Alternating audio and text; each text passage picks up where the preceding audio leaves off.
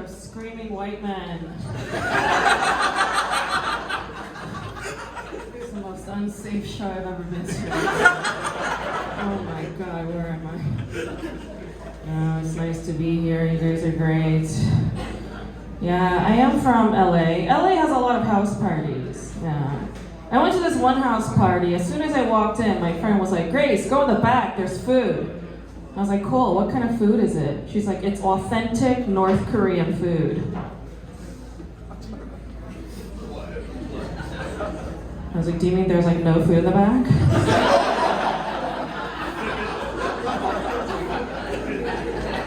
You're all starving your asses off. Why did you invite me?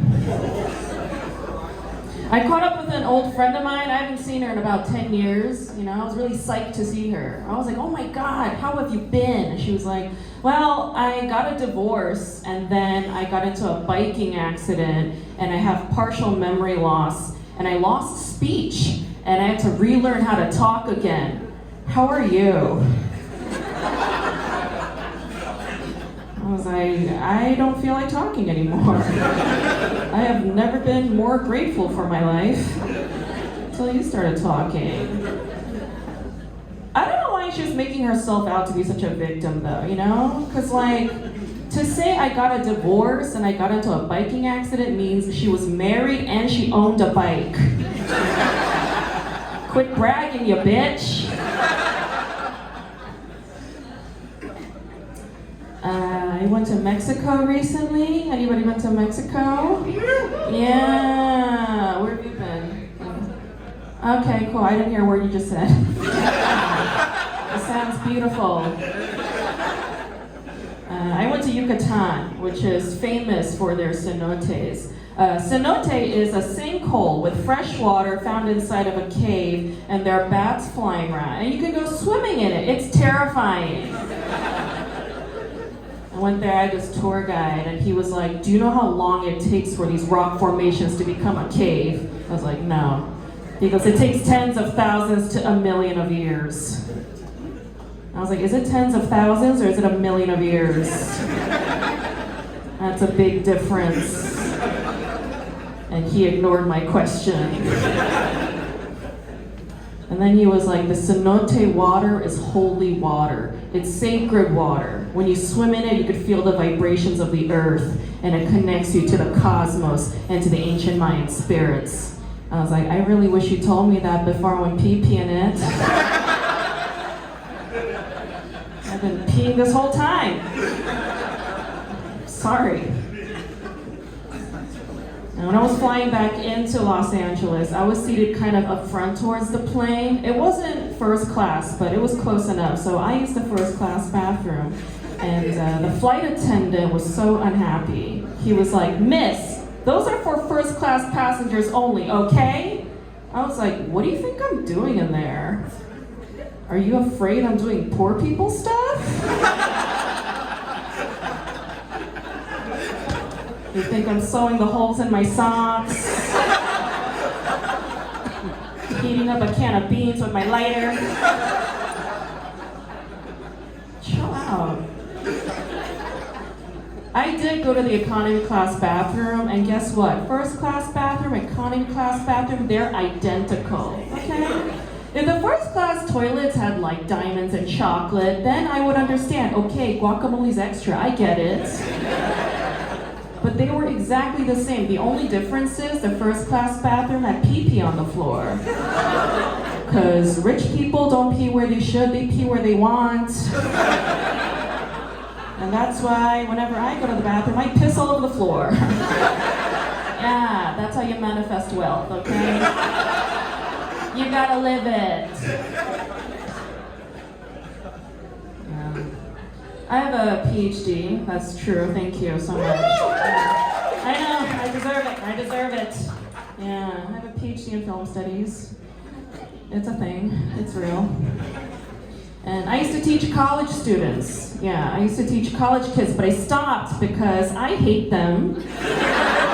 Yeah, college kids are very annoying. They have a lot of questions, and I don't have the answers. I'm high.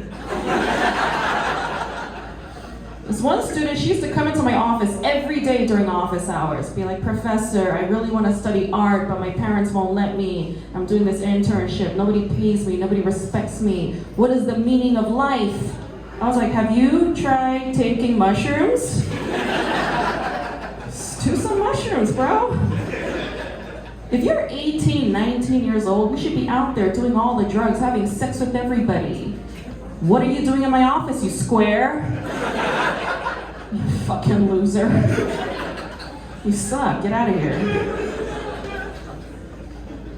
You know those try-hard students? Those students that really want to get an A? You know those try-hard kids, they really care about their grades? Those try-hard, the Asians.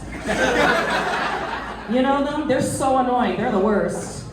Yeah, this is what I want to do, just as a social experiment. Let's say a student gets an A on the final, A on the midterm, A on the paper. Before the course grade, I just give them an F. And they'll be like, Professor, why? Why are you failing me? I'll be like, because that is life. You can do everything right, you still get fucked in the ass. I know you paid $70,000 for this education. What I just taught you is priceless. Go out there and be somebody. Fucking Asians. Go disappoint your parents. Yeah. Cool, you guys are great. When I was a child, my mother took me crabbing. You guys know this? Crabbing, Maryland? You guys know this? Yeah. Crabbing, for those of you who don't know, this is what it is.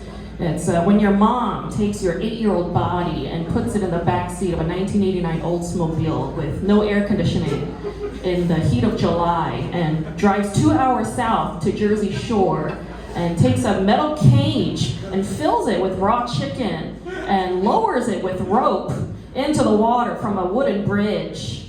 That's crabbing. And that's what she had me do for fun. And that's why I don't smile anymore. And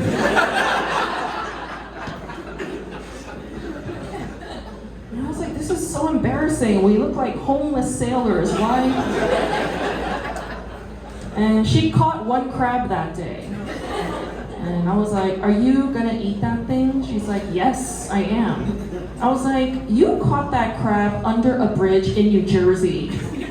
You might as well eat the raw chicken, lady. That shit's gonna kill you. My mom, she likes to catch food everywhere she goes. Yeah, she's a hunter. She has a bloodthirst for game.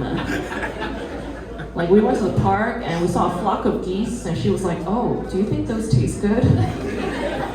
I was like, you need to carry a snack, okay? Some beef jerky, almonds, something, quench your bloodthirst. I went to the beach one time with her to do normal beach activities, like swim and like sunbathe, but I saw her in the shallow part of the water, like going like this, digging into the sand. She was like knee deep in the sand. I was like, what are you doing? She's like, if you keep digging like this, you'll eventually feel a clam with your toes. I was like, oh, so this is her hunting method. I was like, okay, you enjoy your foot clams, mother. You deserve them, yeah? Yeah, like a lot of my girlfriends complain about their moms. They're like, my mom, tells me I'm fat and tells me to get married. I'm like, my mom toe fucks clams. She's a goddamn threat to the ecosystem. Shut up about your mom. Your mom sounds great. Yeah, so we're at a bar, so I'm gonna get a little dirty. Thank you for wriggling your finger. That was weird, what's wrong with that? Yeah. No, so I have a boyfriend and he's great, but his mom hates me. And I asked his mother, I was like, why don't you approve of me? She was like, I don't approve of you because I don't think you're worthy of my son. I was like, all right, that's cool. You're entitled to your opinion, but what I'm gonna do now is take your son out back and I'm gonna suck his dick. Because that's only something I can do. You can't do that. Only me. And that's why your boyfriend's mom hates you. It's because she wants to suck his cock. And she can't. Because it's gross and illegal in some states. But the other night, my boyfriend and I, we were really going at it, we were fucking. And in the middle of it, he was like, hey, Grace, bite my dick. I was like, what? He's like, come on, give it a little bite. I was like, okay. I gave him a very gentle nibble, like,